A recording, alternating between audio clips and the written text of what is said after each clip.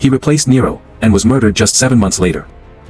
He seized the throne, and died only 3 months later. His armies won him Rome. Another army took it away. 3 emperors fell. Vespasian survived, and founded a dynasty. He inherited stability, then eruption and fire tested his reign. Number 1. As Nero's rule collapsed, an elderly governor in Spain emerged as the man who would replace him. In AD 68, Galba declared against Nero and aligned himself with Vindex's revolt in Gaul. Soon afterward, news arrived that Nero was dead and the Senate had recognized Galba as emperor. Galba entered Rome later in AD 68 as emperor, but the political situation remained dangerously unstable.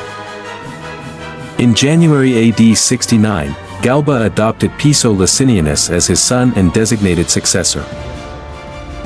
That choice alienated Otho, who secured support among Praetorian guards already dissatisfied with Galba. On January 15, AD 69, Galba was attacked and killed in Rome's Forum during Otho's coup. Galba's reign had lasted just over 7 months, ending violently before his succession plan could take effect. Number 2. Otho emerged from Galba's overthrow as emperor, but another claimant already commanded the loyalty of the Rhine armies. Otho had supported Galba's revolt in AD 68 and accompanied him as the new regime moved toward Rome. Yes, Lord, it is done. When Galba adopted Piso instead, Otho's expected path to the succession disappeared almost overnight. On January 15, Otho secured Praetorian backing, overthrew Galba, and was recognized as emperor in Rome. Yet the Rhine legions had already acclaimed Vitellius, leaving Otho to face an immediate civil war. In April, Vitellian forces defeated Otho's army near Bedriacum in northern Italy after a hard-fought battle. Otho remained at Brixellum, where news of the defeat reached him and forced a final decision. Rather than continue the struggle, Otho chose suicide at Brixellum, dying on April 16, AD 69.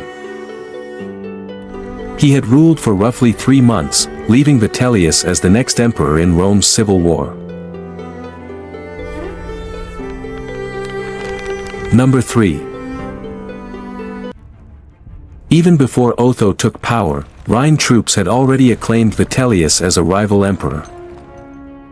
On New Year's Day, AD 69, Rhine troops refused the oath to Galba and openly broke with his government. The next day, troops in Lower Germany acclaimed Vitellius emperor, and the movement spread through the Rhine armies. Vitellius sent his commanders and Rhine armies south toward Italy, while he followed behind the main advance. At Bedriacum, his commanders defeated Otho's forces, clearing the way for Vitellius to take control of Rome. After Otho's death, Vitellius entered Rome in AD 69 and was formally accepted as emperor. But in July, Eastern armies declared for Vespasian, opening a new front in the struggle for imperial power.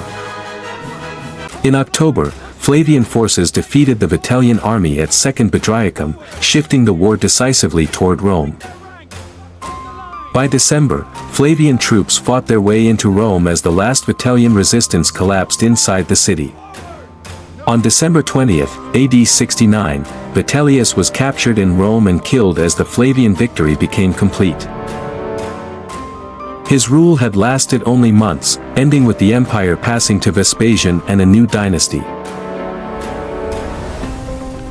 Number 4. While Rome tore itself apart, Vespasian commanded in the east and emerged as the strongest surviving contender.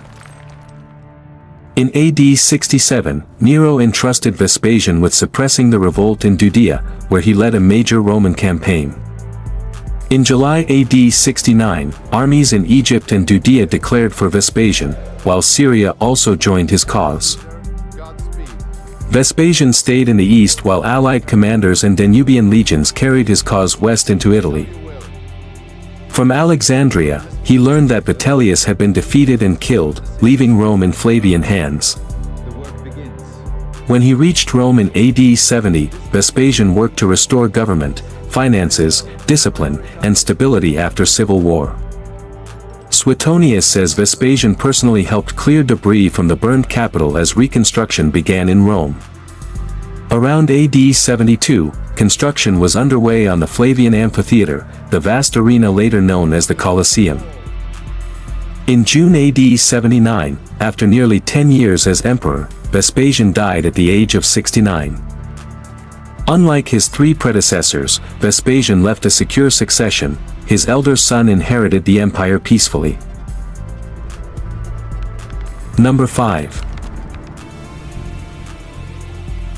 Vespasian's elder son had already commanded the final phase of the Judean War before inheriting imperial power. In AD 70, Roman forces under his command captured Jerusalem after a long and devastating siege.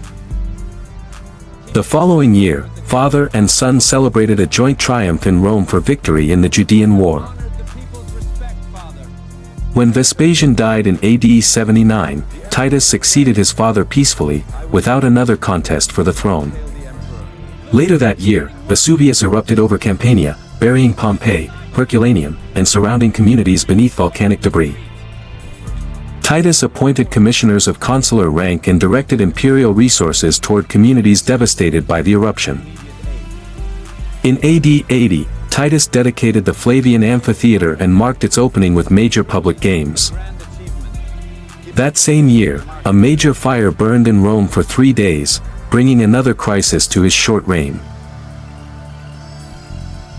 In September AD 81, Titus fell ill with fever and died after just over 2 years as emperor. His younger brother Domitian succeeded him, continuing the Flavian dynasty after Titus's brief reign came to an end. 5 emperors carried Rome from civil war to Flavian stability, while their faces endured in marble.